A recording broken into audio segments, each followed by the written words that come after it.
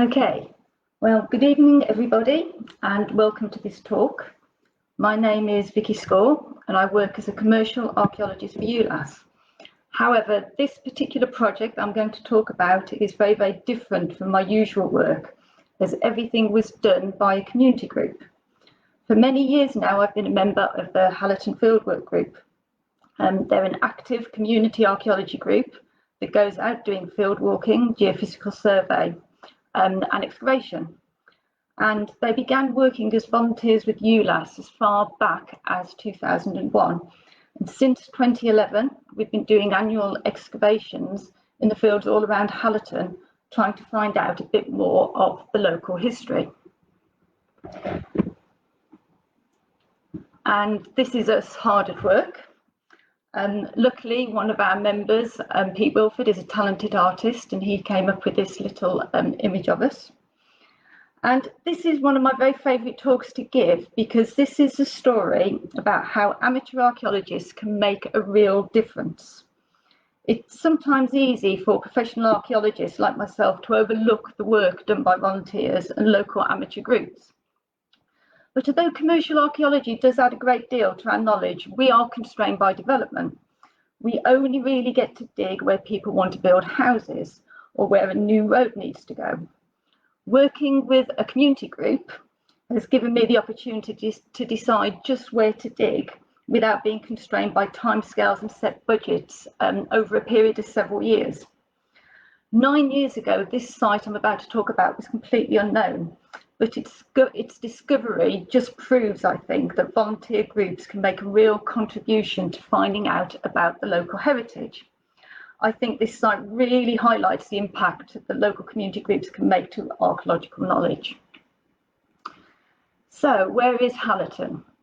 Halleton is a small village in East Leicestershire. You can see it's marked by the red dot there. It's so small, the name doesn't even appear on the map. And it's just to the southeast of Leicester, so there's Leicester there. And it's pretty small. It has a population of around 600 people. If you were to drive through it, you probably wouldn't think it was anything other than a pretty traditional country Leicestershire village. And here it is, a couple of nice photos. It has a church, 2 pubs, a handful of houses, some with thatched roofs, as you can see. A small green with a butter cross, a nice Motte and Bailey castle, and ridge and furrow also in the surrounding fields. But if you start to delve a little bit deeper into its history, it's perhaps not quite as normal and straightforward as it looks. There are quite a few decidedly odd things about it. Back in 2001, a local metal detector and a member of the group, Ken Wallace, discovered some Iron Age coins on a hilltop above the village. And this was where I first got involved with the group. ULAS were called in to do some excavations, and the group volunteered on the site, and they came and helped us out. And what we actually found on this site was a unique Iron Age shrine, a communal meeting place that changed many of our assumptions about Leicestershire on the eve of the Roman conquest. The site was a ritual shrine where around 2,000 years ago, local tribes would meet up to bury hoards of gold and silver coins to the gods. We found 14 hoards with nearly 6,000 coins in total. And this was all taking place at a time when the Romans were invading Britain and may well have been a response to the appearance of these foreigners. They also buried this rather fabulous Roman helmet, a silver bowl, many other objects, some of which you can see on this slide here, all guarded by ritually killed dogs. You can see him in the top corner, at the top there, and also feasting on the remains of pigs. And all these objects are now in the Harbour Museum. And of course, something a bit strange happens in Halleton every Easter Monday, when people from the villages of Halleton and Medbourne do battle in the traditional hare pie scramble and bottle kicking. This is one of these quaint English traditions whose origins are lost in the mists of time. The tradition states that 2 ladies from Halleton were saved from a raging bull by the appearance of a startled hare. that distracted people and allowed them to escape. They showed their gratitude to God for sending the hare by donating money to the church, on the understanding that every Easter Monday the vicar would provide a hare pie, penny loaves and barrels of beer for the poor of the village. Now somehow this has translated into a full day of celebrations, ending with the traditional best of three battle, where people from the two villages fight to get a small keg of beer over a stream by whatever means possible. And interestingly, the traditional starting point for the bottle kicking is known as Hare Pie Bank, just across the way from the Iron Age shrine, overlooking the village and on the exact location of where we eventually found the lost chapel. So this is the landscape around Hallaton. So you can see the village here, nice Motte and Bailey Castle here, and this is Hare Pie Bank just here. This is where the bottle kicking starts from, and where the St Morrell's chapel is, and you can see just over here is where the Iron Age shrine was. And all across this area, this ridge all the way across here, we've got quite a lot of activity dating to the Iron Age and Roman periods. Hallaton may be quite small now, but in medieval times it was a very prosperous town with a fair, somewhat bigger than Market Harborough, which is the now the local market town. And this is its church, St Michael and All Angels. And it's pretty big for such a small village. And this also has some quite strange features. So behind the altar, there's a door with a staircase that led to something called a monstration platform. This was used for the displaying of relics, along with two external pulpits designed to address large gatherings of people. So just watch what was going on in Hallaton, that there were such large groups of people that the preaching had to take place outside. Then there are Hallaton's tax records, and you can see some of those on the top left. In 1220, the level of taxation was fairly normal for a parish church, with the profits divided equally between two rectors. However, by 1377, there are now 7 clergy, 2 rectors and 5 priests. So just what has happened in that 150 years to make it so prosperous that it needs 5 extra clergy. And then someone going through various archives came across a will, and this is a will of Sir Francis Butler, who was a chaplain of Hallaton in 1532. And he, in his will, left money for a surrogate to go on pilgrimage to various places, including Our Blessed Lady of Walsingham, Our Lady of Outwell, St Augustine of Boston, St Helen of Langham, and finally St Morrell of Hallaton. And this is the first time that we see St Morrell appearing. So now we're starting to realise that Hallaton was actually a place of pilgrimage. Perhaps this is why the church had these outdoor pulpits and needed the extra clergy and was making so much money. But just exactly where was the chapel? It was all these oddities that led John Morrison, who's a member of the group and a keen local historian, to look a little bit deeper into the history of the village. Now, Hallaton has no surviving enclosure or tithe maps, but it does have glebe terriers. So the fields surrounding the villages would be divided into furlongs and then into strips, and each person would have had various bits to farm dotted around the village. Glebe terriers were a written inventory of lands, often with the names of fields, tenants and the holders of adjoining lands. So although they're not really a map, you can work out the details.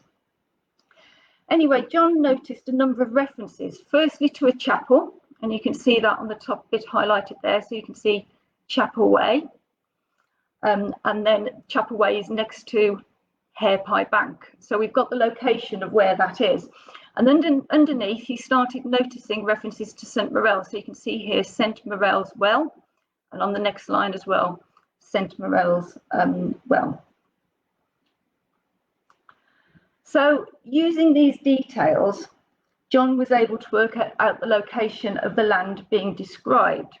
and realised that the references had nothing to do with the church in the village, but were in fact to a separate chapel, probably on Harepipe Bank.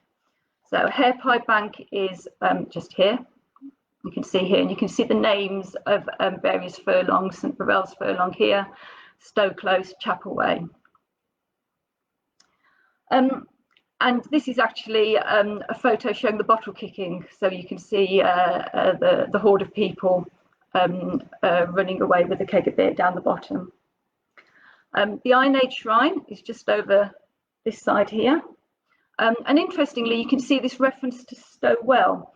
And this is interesting because the word Stow refers to a religious meeting place. And it seems that at some point, Morrell gets attached to the well and becomes St Morrell's Well.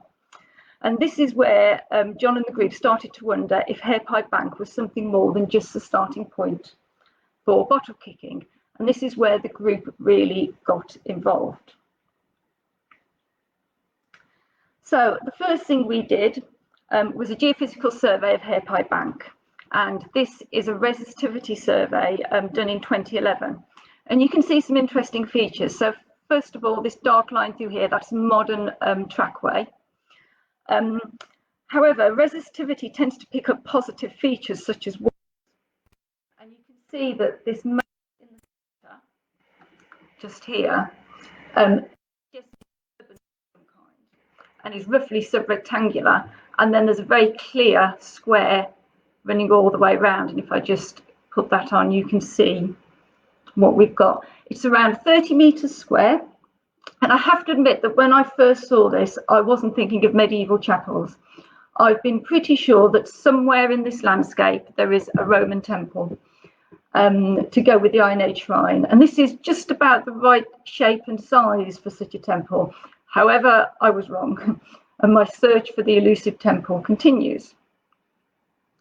So anyway, we realised that we needed to dig some holes to find out exactly what we have on top of the hill. We started quite small with test pits, but it was very hard going, and the group soon got tired of that, especially when we realised that there's a good metre of rubble that needs to be dug through before we even get to the archaeology. And we moved on to much more efficient machinery, i.e. the JCB. And I think it's fair to say that during the excavations, we found far more than we ever really expected. And it's proved that the site has a complex history dating from the Roman period through to the medieval period and beyond, and still being used to this day for the bottle kicking.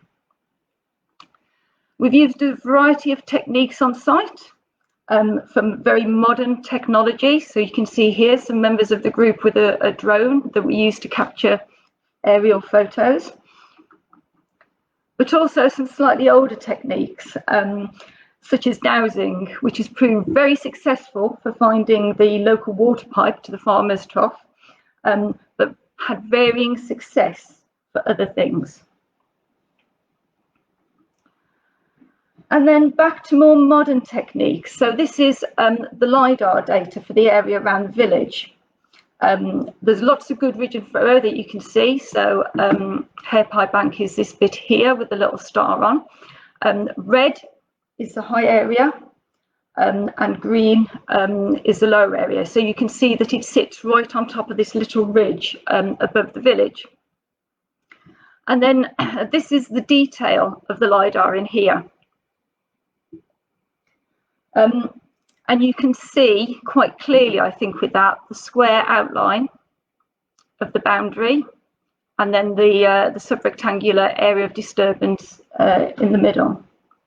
Now, interestingly, in the late 18th, 19th century, a local man, John Tailby, in a letter to the historian John Nichols about bottle kicking, describes the starting place of the bottle kicking, and he describes it about 1/4 mile south of the town, a small oblong bank, 10 yards long and 6 yards wide, with a small trench round it and a circular hole in the centre, and is called Harepipe Bank, which exactly matches what we've got.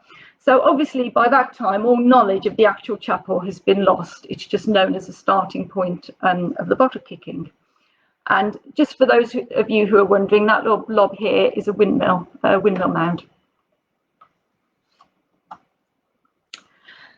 As I said before, the site was first used in the Roman period, and we have a series of Roman ditches and pits that indicate that this hilltop was first occupied in the 1st century AD, around or just after the Roman conquest, and continues into the late Roman period. This is one of the Roman ditches being excavated. And this is a probable pit. So you can see here this dark soil, and you can see it again here. And this is lying directly under the medieval floor of the chapel. So you can see these layers here are the floor levels. And these are a few of the Roman finds from the site.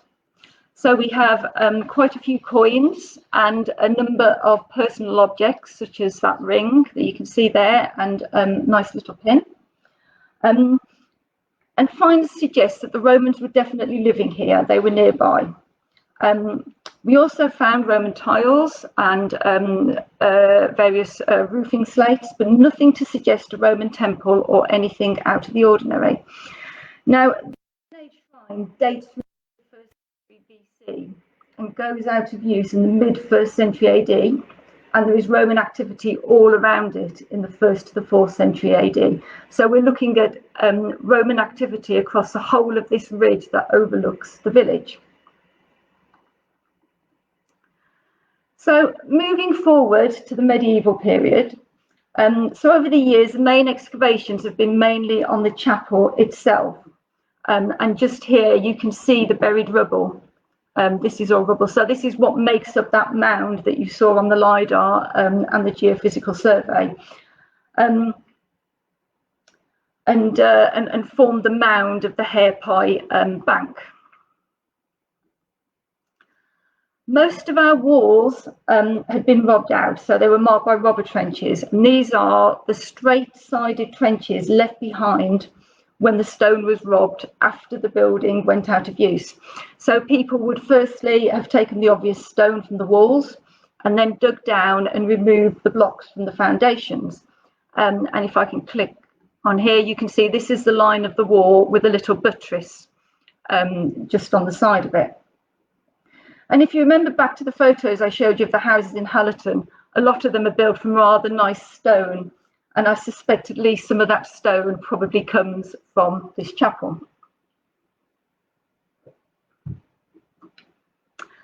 The floors would have been tiled, and again, a lot of it was robbed away. But here we were very lucky in that the plaster still retains a lot of the imprints of the tiles. And you can see the patterns that were made on the floor itself.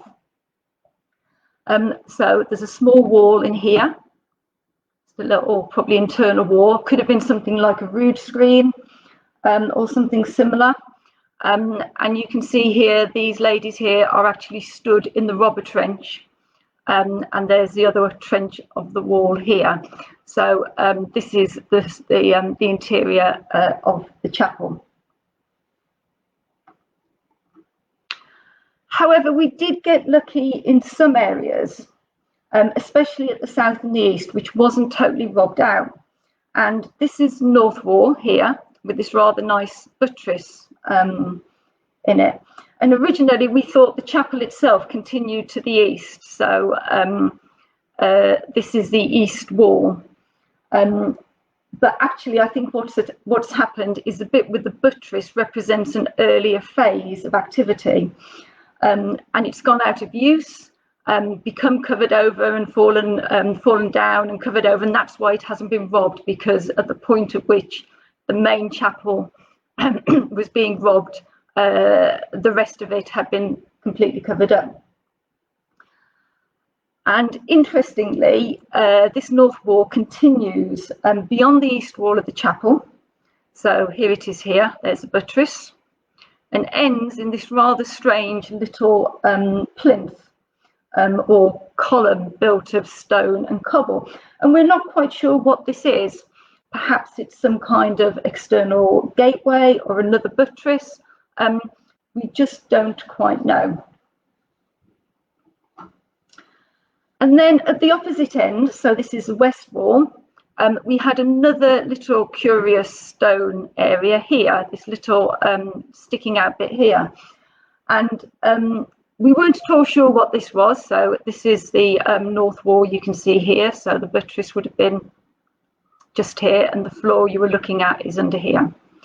As I said, we weren't quite sure what this was, but it just so happens that my route home from site took me through the small village of Sutton Bassett. And as I was driving past the church, I realised that I was looking at something similar. And that's this bell cot that you can see on the end of this church here. This church is actually a Victorian restoration, but I think this is probably exactly what we had, this little bell cot on the western side of the church. So what would a medieval chapel have looked like? Well, fairly small and simple, and you can see at the top there's a couple of engravings. And here's some of the finds that we found: some bits of stone, some tiles, a bit of window pane. The pottery and the tiles all suggest that our building dates to around the late 13th to the 15th century and would have probably been fairly modest, like these images you can see on there. So we have a number of finds that suggest the materials used. We've got painted wall plaster. Nearly all of the floor tiles that we found in situ were plain, but we did find several decorated tiles that suggest that at least at one point the floor would perhaps have been quite nicely decorated. And lucky for us, as I mentioned before, we have a member who's a very talented artist, Pete Wilford, and he came up with this rather nice reconstruction of what we think St Morrell's chapel would have looked like. And this is based on what we actually found on the site. So moving out to the square boundary that you saw on the geophysical survey,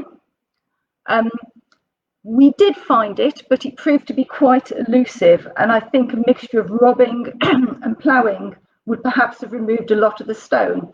But we did find the northwest corner, so this bit here, and you can see the aerial photograph of the corner here.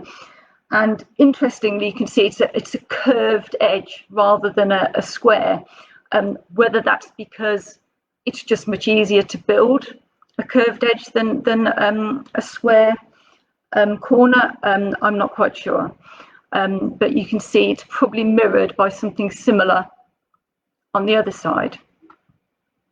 Now, interestingly, there is a Roman ditch that sits beneath this bit of the wall, and you can perhaps see it just here. So this dark here is actually a Roman ditch.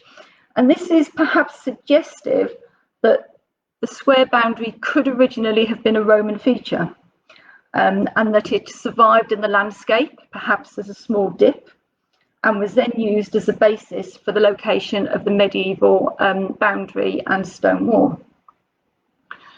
So what was this boundary actually for? Well, it turns out it was actually enclosing a cemetery.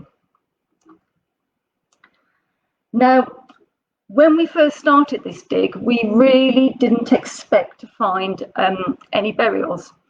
Now, I can hear you all, I can imagine you're all chuckling at that, because obviously we have a chapel, surely we might expect burials.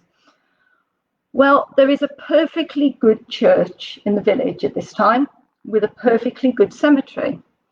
And no church would allow another chapel to bury their dead unless they were somehow involved or were making a profit from it. We would expect people to be buried pretty much in the village. We have radiocarbon dates for several of the skeletons, and that places them definitely in the late 13th to the late 14th centuries. So fairly consistent with our building. So far we've uncovered, I think, just 22 or 23 burials, but we've only lifted 11 for analysis and looked at in any detail. So this is a plan of the church. You can see the bell cot at this end, and then this funny little eastern bit and the main body of the church in here. And these are the burials that are just immediately around the church. These are the ones we've looked at in detail. They're mostly on the north side, although we've also got some later. We found some to the south and the east. But you will notice this one here, just out on his own, at the west, buried essentially at the head of the church. I will come on to him a little bit later. You can see that all of the burials appear to be in a traditional east-west Christian grave with the head to the west. And no grave goods. The evidence suggests they were probably in a shroud. We didn't really find any evidence for coffins. But the burials themselves are a real mix. So we've got adult male, adult female, and juveniles. And you can see here a couple of the juveniles being excavated. And here you can see what is one of the most interesting features of the burials, which is that they nearly all had stones placed on their stomach and pelvis. And you can see this quite clearly on this one here. See these stones that have been placed on the body. Now, this is a real oddity and not something I've come across in the UK, and certainly not in the medieval period, in a medieval burial context. Where you do get stones placed on bodies is in Eastern Europe, where rocks were sometimes placed on bodies to stop them being able to rise again. And you also get things like the Polish so-called vampire burials, where stones were placed under the chin, in the hope to stop the vampires from rising and going out and feeding on other people. Now, interestingly, isotope analysis of these Polish burials suggests that they were migrants, that they were people from outside the area, and that's perhaps why people were so mistrustful of them. And here you can see a few more of the excavated burials. They're not in a great condition. And again, you can see quite a lot of stones have been put in the graves, again, often on top of them, on the pelvis, the stomach, and sometimes on the breastbone. Now, some of our skeletons are a little bit more unusual. So these two, for example, were buried together.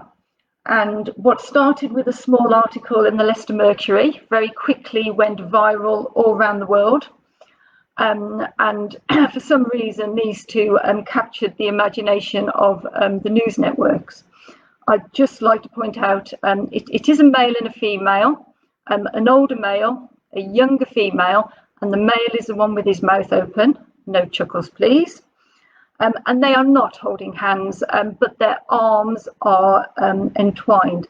And they've obviously been buried together. They must have died at a similar time and have been placed together in a joint grave. And we assume that this is because they had some kind of relationship to each other.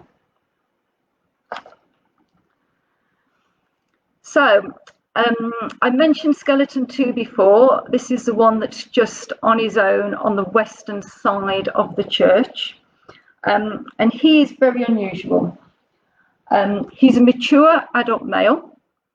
He's 46 years old plus, which is quite old for someone in this period. And you can see he's in a very traditional grave.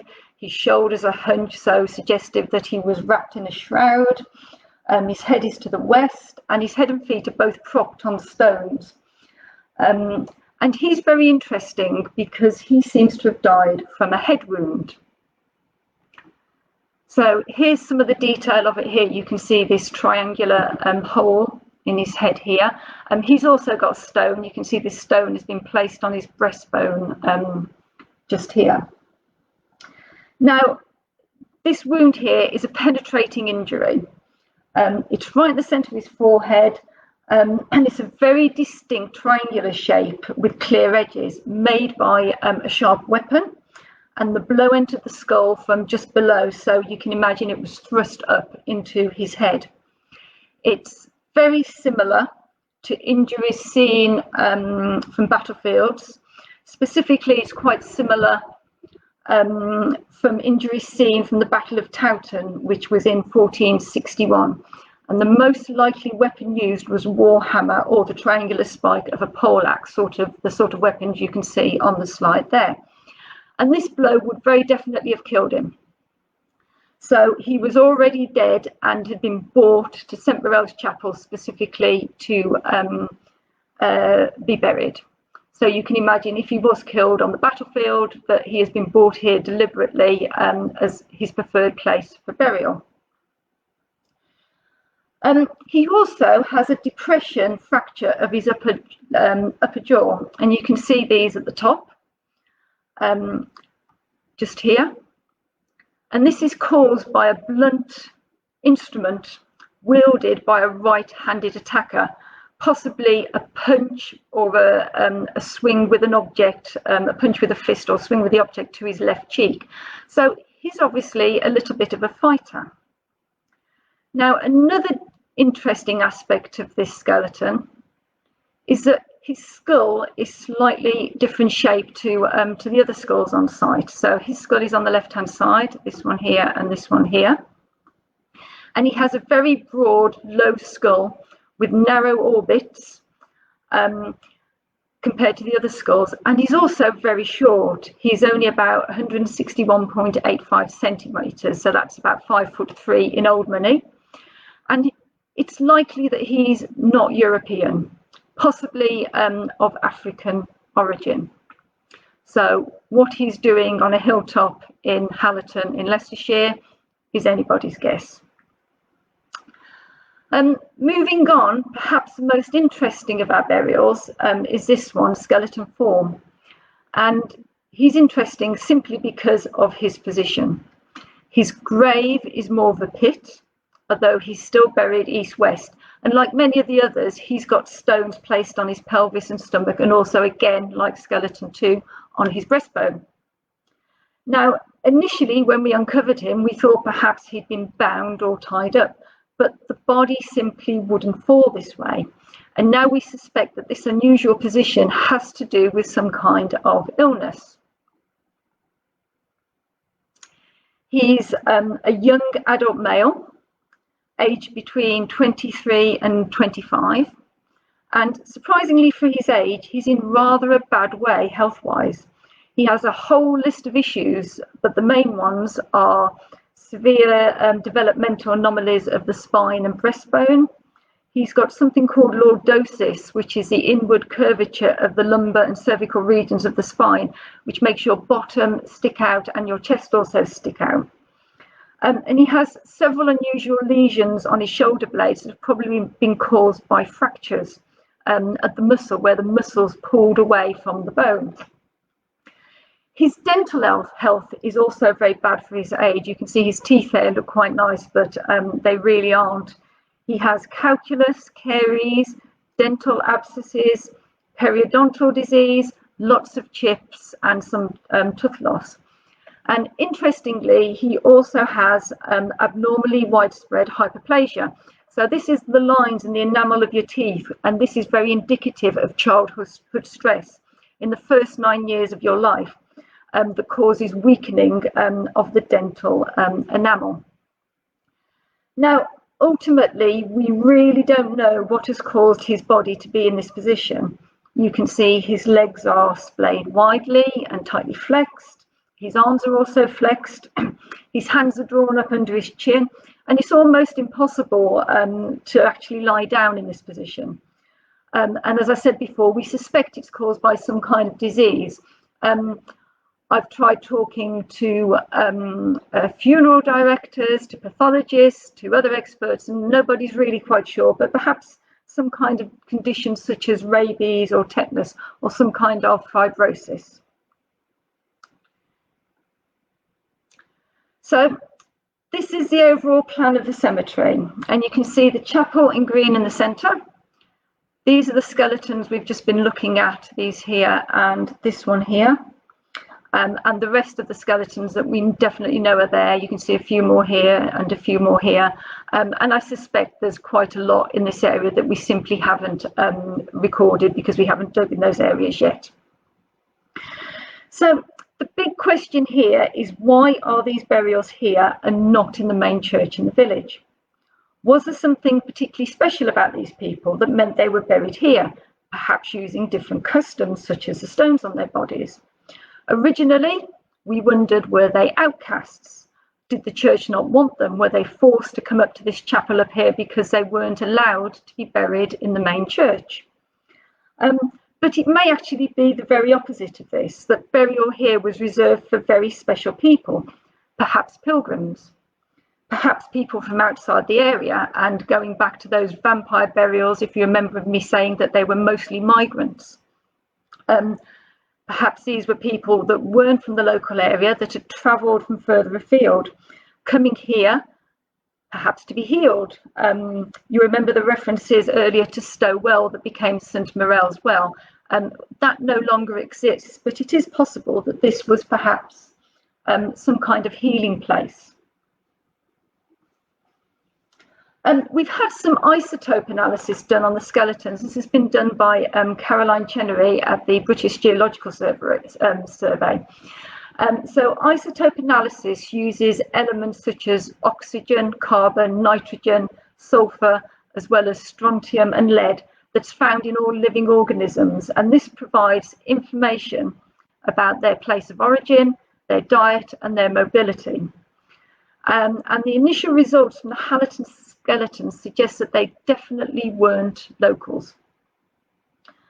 None of them seem to be from the immediate Hallaton area, and they do seem to represent a very diverse group of people from areas such as Wales, Scotland, and the west of England, and possibly even Europe and the Mediterranean coast. So, and interestingly, the man and woman, the couple that were buried together in the same grave, they've got very, very different origins and different diets, suggesting that perhaps they hadn't been together for very long when they died and were then buried together. So we're hoping to do more work on this in the future. But it's starting to point that the people that are buried up here are coming from lots of different places. So are we looking at a pilgrim burial ground? People coming from quite far away to visit, perhaps hope to be healed, but also perhaps it was a special place specifically for the burial of pilgrims. There is a handwritten note in the 17th century by William Burton, the Leicester historian, that says, "There is a tradition current about this town of Halleton that it hath been accounted many years ago, a place of special holiness, the etymon of the name importing as much as holy town, so as sick folks did used to flock thither to die. And the great charnel house vaulted under the church perhaps was founded for the interment of these guests." So there is a crypt. You can see the entrance here at Hallaton Church.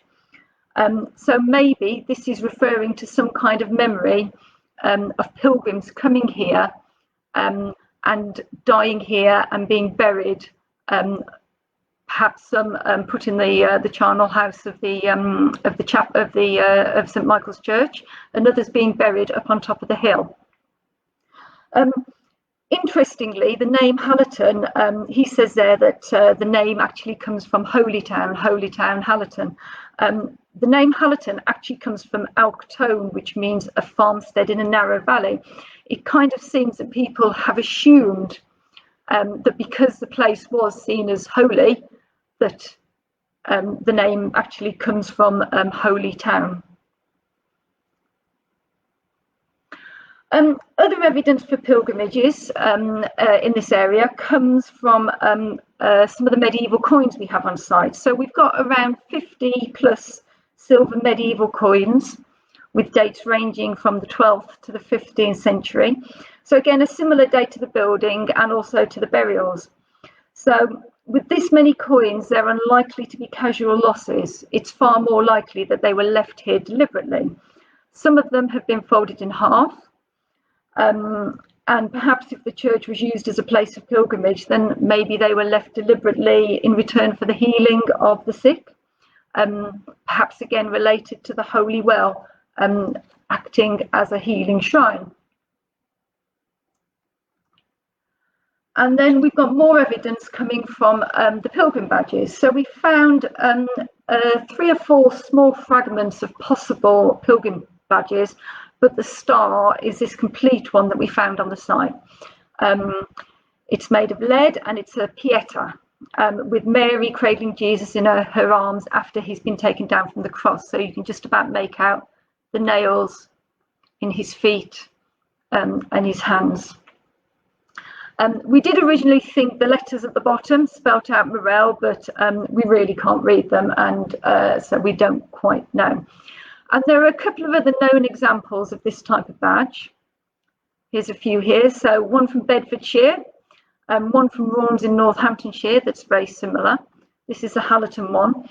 And this one here is one that turned up very recently and was found on the Thames foreshore in the 80s and was brought to our attention through the wonders of social media by Colin Trode. So you can see we've got, although there's only 4 of them, there's quite a wide spread of where they come from.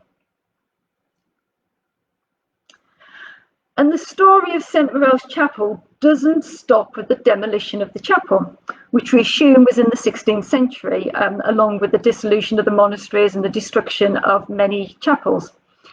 Those of you with sharp eyes may have earlier noticed this skeleton here, seemingly buried on the church walls. He's actually in the backfill of the robber trench, and you can see him here, and this is why the bones are so jumbled. The backfill of the robber trench was so loose, so that the bones have got displaced. So what we're talking about here is the chapel went out of use, it fell down or was demolished. The stone has then been robbed from the foundation trenches, and then this person has been buried here in the backfill of these foundation trenches.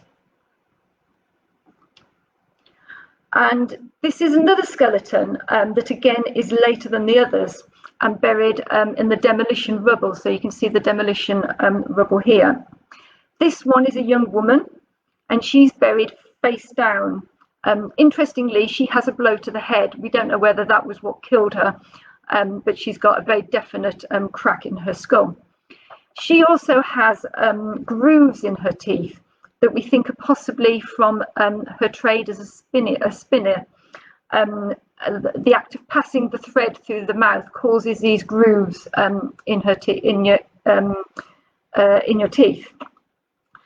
We have radiocarbon dates for both these skeletons that suggest they are 17th century, late 16th to early 17th century in date. So they were buried here after the chapel had not just gone out of use, but had been demolished. So are we looking at this site retaining some kind of tradition as a burial ground? And given the damage to the skull of this woman, perhaps a burial ground for particular types of people, people with injuries or people who have certain diseases.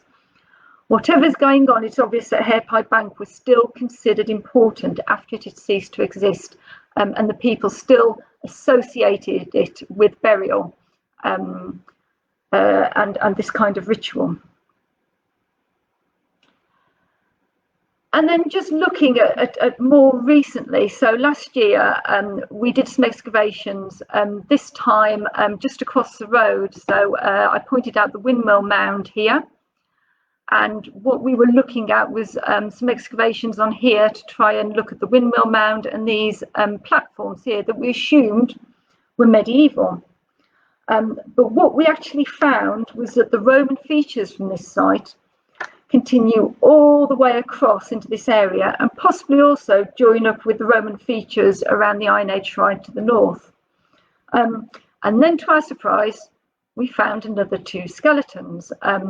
Very bad condition. You can see here, this is the skull of one of them. There's very little that actually remains. And interestingly, these are actually orientated more north-south than east-west. But they were found just here, just to the north of the mill mound. Now we know very, very little about these skeletons. We've not had a chance to do much with them, and we don't even know at the moment if they're Roman or medieval, or another date completely. But it certainly adds to the overall story of this area. So I'm going to now try and just draw it all together. So we have this ritual landscape based around the village of Hallaton and the ridge to the south overlooking it. So this ridge here. In the Iron Age, we've got this ceremonial Iron Age shrine where tribes came together to worship their gods and bury gold and silver, precious objects, and partake in ritual feasting. And possibly this site was actually used before then as well. We found evidence for Bronze Age round barrows on the site when we excavated there, and also some Bronze Age artifacts that perhaps the Iron Age people had collected and curated along with the coins. We have the site of Stow Well, again suggesting a ceremonial meeting place. And then we've got pilgrimage to the church in Hallaton and to St Morrell's chapel, which also seems to be a special place for the burial of pilgrims. And then for some reason, all knowledge of this site just drops out of history and it gets lost. But perhaps not entirely, because we have the traditional bottle kicking that starts on Hare Pie Hill. And perhaps this tradition holds some forgotten memory of what once existed up here. So overall, it looks as if Hare Pie Bank has been in use as a special place for at least 2,000 years, possibly longer. And that just brings me back to my starting point about the value of work done by local groups, because this site would have remained lost. None of this would have been known about if it wasn't for the work of the Hallaton group, who have patiently collected lots and lots of different pieces of the puzzle over the last 20 years and worked very hard to fit it all together in order that I could tell this fascinating story to you. So thank you very much for listening.